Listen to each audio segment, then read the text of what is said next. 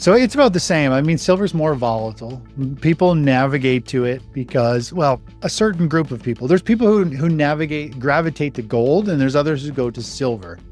And in just general terms, I find a lot of people who like stability, they like consistency, they're capital preservation, they're conservative. They move towards gold because it's big, it's slower moving. You can put a lot of money in it. You're not going to lose 8%, in one day, 2 days in a row, right? Like silver is volatile, right? So people naturally gravitate to gold. And silver, I find, is definitely more speculative. It's people who want to make money faster. I think most crashes are all actually very similar. They're always for a different reason. And everybody always I like to compare things back to 2007 in terms of gold and the S&P 500. And everybody's like, well, this is not the same. It's like a totally different environment. And I get that. 2000 tech bubble was totally different. Here's the thing. If you look at a price chart, the price chart is either going up or down. Other people are bullish for whatever reason, or they're dumping stocks and it's crashing for whatever reason. The stock market doesn't just trade on news, it trades on fear and greed. It's both of those. And so it doesn't matter if it's like the tech bubble where these tech companies were driving the markets higher, which I think were kind of similar, but they were making zero money. Now we have tech companies that are driving the markets higher, and tech companies are probably some of the most profitable businesses in the world. Now, mind you, the AI bubble, the stocks that are driving a lot of this market up, some of them I don't think make any money. And I think some of them have got billions of investors of debt that they're carrying because they see some holy grail at the end of AI. But overall, I think we're coming to a major market top, like the 2000 peak, like the 2007 peak. And there's going to always be a different reason. And I don't know what the trigger will be or what's going to break in order to start the landslide, and what we'll label it on as after, the AI bubble, or will it be the debt bubble? I don't know what it'll be, but there's a lot of similarities, I think, to the tech bubble. And I think there's similarities to the 2007. And the bias is a lot of people are still very bullish on the equities market. And it's just like the real estate bubble. We had friends who got into real estate back in, 2022, and they were buying a property and they had everything figured out. And they're like, we're going to make at least $1 million. They're going to build from scratch and make $1 million. And that had already been just after the housing bubble peaked. And I follow housing very closely. It's an asset class that I like and I grew up with. My dad at one point had 1,500 doors, properties across Canada at one point. So I live and breathe. I grew up around real estate. Anyway, long story short is when the masses all start doing the same thing, people who know really nothing about real estate start buying a vacant property and they think they're going to build a house and mark it up with $1 million. The bubbles is when people come out of the woodwork and they're instantly going to make millions is crazy. So I think that's kind of where we are in the stock market right now. I think people just keep buying every dip, as you mentioned, Ben, and it works until it doesn't. And the only thing is you only need to get hit by one Mack truck and it's game over. Like it'll set you back 10, 20 years. One bad dip that isn't a dip, it's a crash, sets you back 5, 10, 15 years. And so that's what people just need to be aware of. It's a lot of consistent wealth protection and money management, risk management for years and years and years and years. And then finally the accident happens and it pays off. And you're like, holy crap, I'm richer than I've ever been. I'm making money from the collapsing economy. I can reinvest in anything I want after a reset. Could be real estate, could be businesses, could be stocks, dividend companies, whatever it is. But you have to be consistent and you've got to hold out for the long game. Everybody's such a short-term player. Like, how can I make money this week? I want more swing trades. I want to trade this. And, if you focus on the horizon and be like, okay, I know where I want to get, there's going to be a lot of work to get there. But if you don't break rules and you don't let emotions take over, you can do extremely well. And so I think this next crash coming is going to be just like every other crash. Markets fall 40 to 50 or 60%. And there'll be a different reason, but the reason is people are selling, people are scared, and it doesn't matter what causes that fear. Selling is selling. Markets breathe news, but they move on emotion. Bullish sentiment can inflate prices long after fundamentals justify it, and panic can wipe value even when long-term trends remain intact. Investors often believe they are invincible during a dip buying streak, assuming every decline is a profit portal. That belief works until it doesn't. What feels like a small stumble can quickly transform into a capital-destroying event. A true crash is rare but devastating, undoing years of gains and reshaping risk parameters. Recognizing the difference between a healthy pullback and structural breakdown is one of the most critical yet overlooked investment skills in modern markets. I think we'll initially see some selling in the stock market. I think that money is going to come out of equities. So people are going to sell their stocks and they're going to probably put it into gold. I think they're going to look for safety. Gold, silver, I think miners, platinum and palladium. This similar scenario where we are right now showed that gold, as you mentioned, could rally 30%. Silver and platinum and palladium could all rally about 60%. Silver could go to about 80, 82 bucks an ounce from here, which if you adjust it for inflation since its last kind of peak is pretty much where it should be. So I think there's some really good it's a temporary trade. I own a lot of physical metals. I think if we see this last push higher, I'm pretty much going to be dumping all my physical metals and locking in profits. And then I'll be waiting for some type of either a sharp pullback that'll happen over the next several months in the precious metal space and I can reinvest it.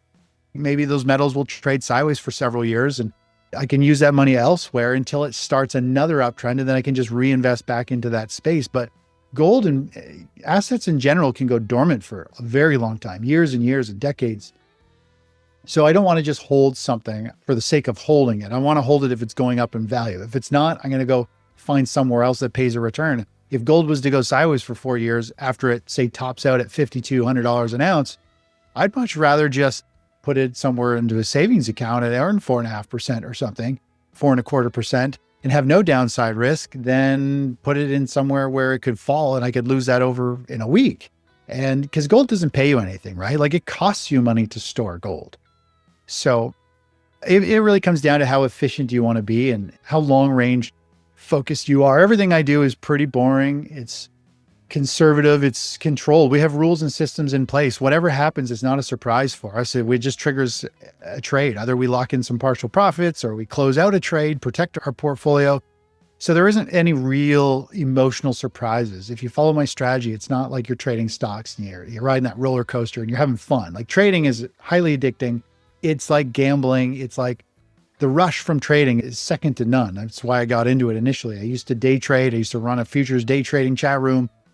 It's awesome, but I've changed gears and it's like, look at the horizon. You want to have your wealth continue to go up to the mountain peaks you see in the horizon. And you kind of want to work your way there consistently without going into any big troughs or multi-year drawdowns. That's how I look at it.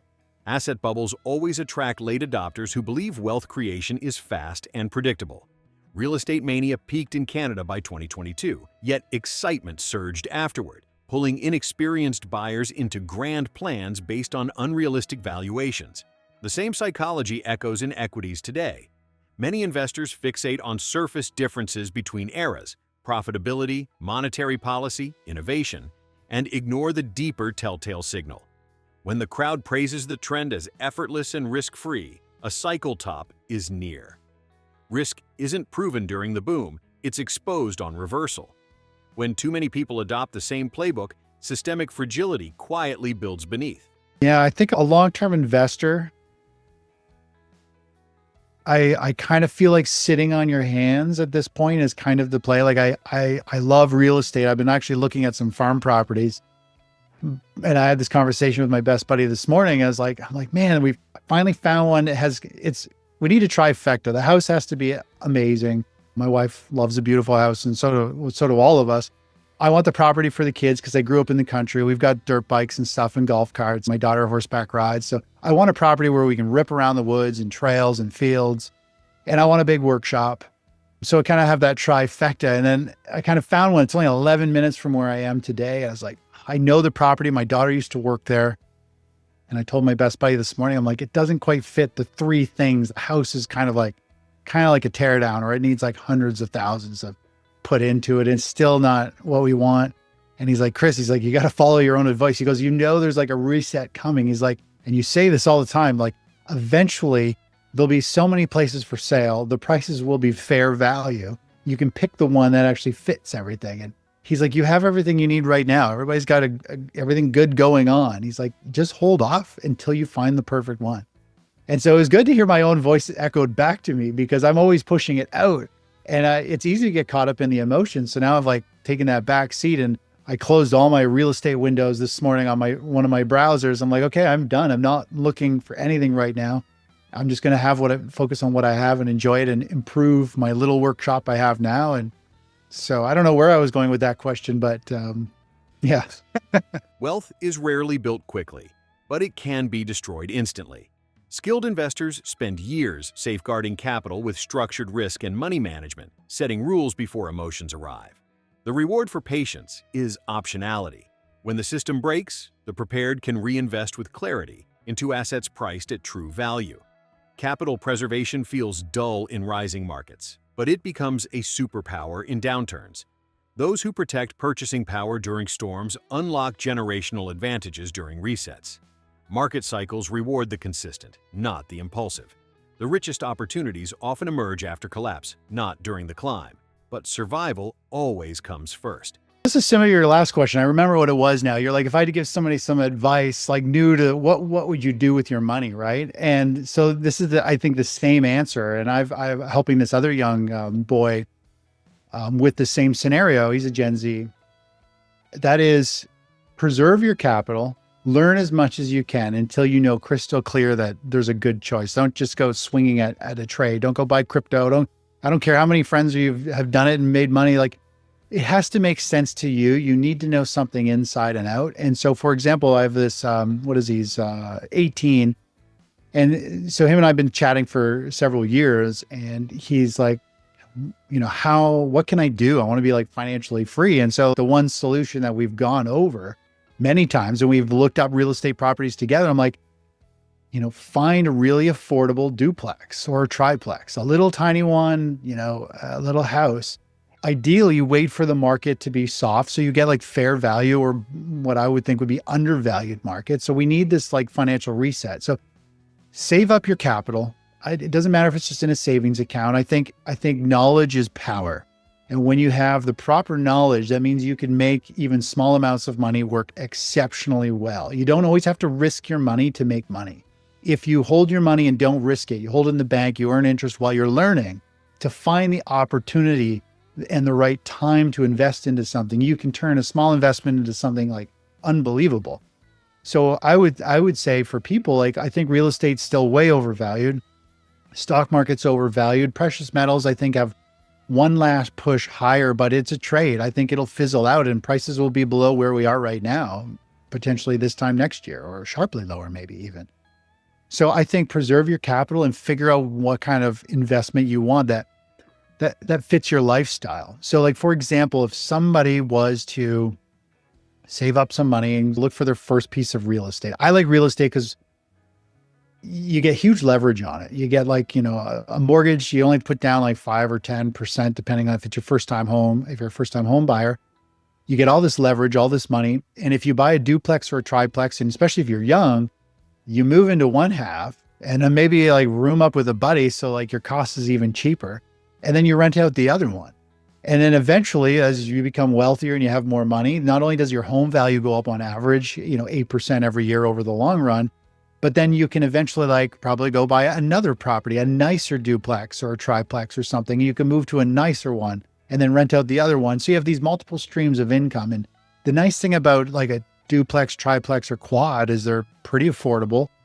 You can live in one. Eventually you can rent them both out, or the units in them. And if you lose a tenant on one of them, it's not like you're hung out to dry like a single family dwelling where you now hold the whole mortgage and the hydro bill and all of that stuff. It's like, no, you just have to pay a half or a third of the mortgage payment. So it doesn't hurt you as much when you don't have a tenant for a month or two, or somebody doesn't pay you, right? So I think it's one of the easiest long-term investments. And eventually you try and get like 10 doors, like, three, if you can get 10 doors or 3 triplexes or whatever, on average down the road, you'll be getting $2,000, $3,000, $4,000 a door. You got times by 10. The renters are paying all the mortgages. You've got your $20,000 to $30,000 or $40,000 a month of passive income, plus these properties that are going up in value every year, millions of dollars going up. So you're making hundreds of thousands in equity. I mean, real estate is a no-brainer. The problem is people tend to get interested in it, and everybody sells courses in real estate during a bubble. Like, because it's worked and it's working and people chase money, right? So the key is everybody needs to sit on their hands, preserve their capital, save that 20, 30, 50, 100K, whatever it is, whatever you can scrape together for like a first piece of property, or until the economy turns and you have a good selection, or you can flip it to the stock market side.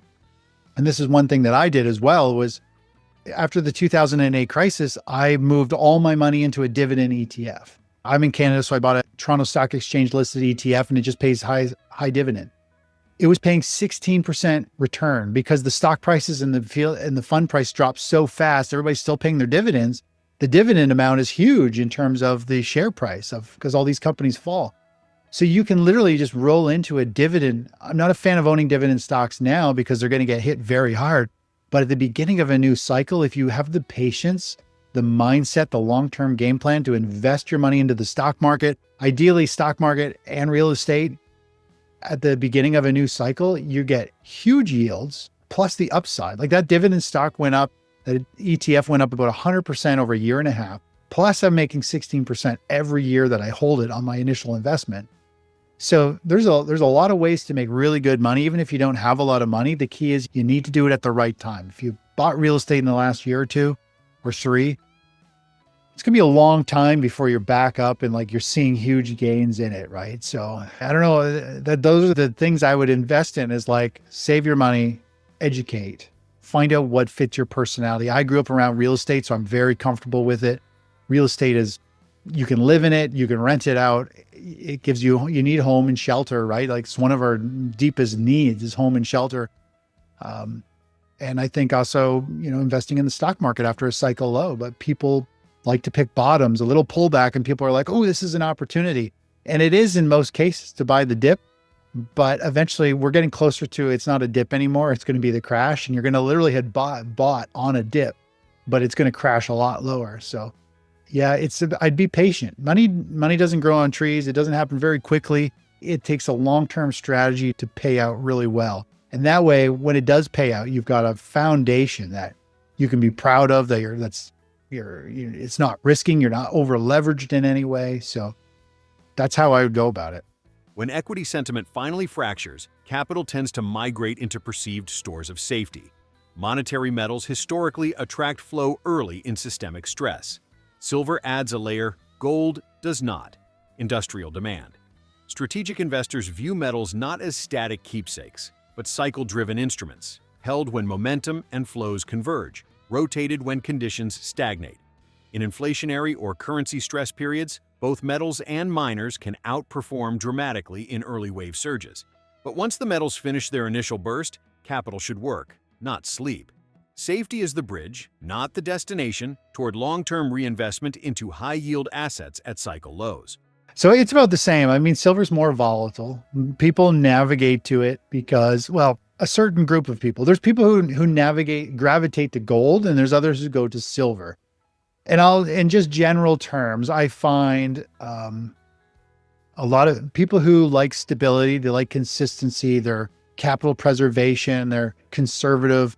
They move towards gold because it's big, it's slower moving. You can put a lot of money in it. You're not going to lose 8%, in one day, 2 days in a row, right? Like silver is volatile, right?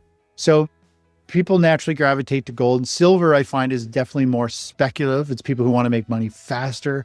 Usually people who have, and this isn't a bad thing, but generally people with smaller trading accounts go to faster moving things because they have a small account. They need big moves to make it worthwhile, dollar-wise, to get a return.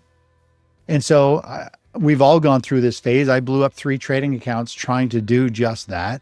And I've learned that leverage and fast moving things are dangerous. I'd rather take something that's slow, but consistently gives me winning trades. And so instead of swinging for the fences with silver, because silver could pull back about 60% when the markets do turn. Silver pulled back over 60% in 2008 when the peak took place. So it's fast moving. What you make, you can give back very quickly in silver. Silver is, it's just faster moving. You have to be a much better trader and investor.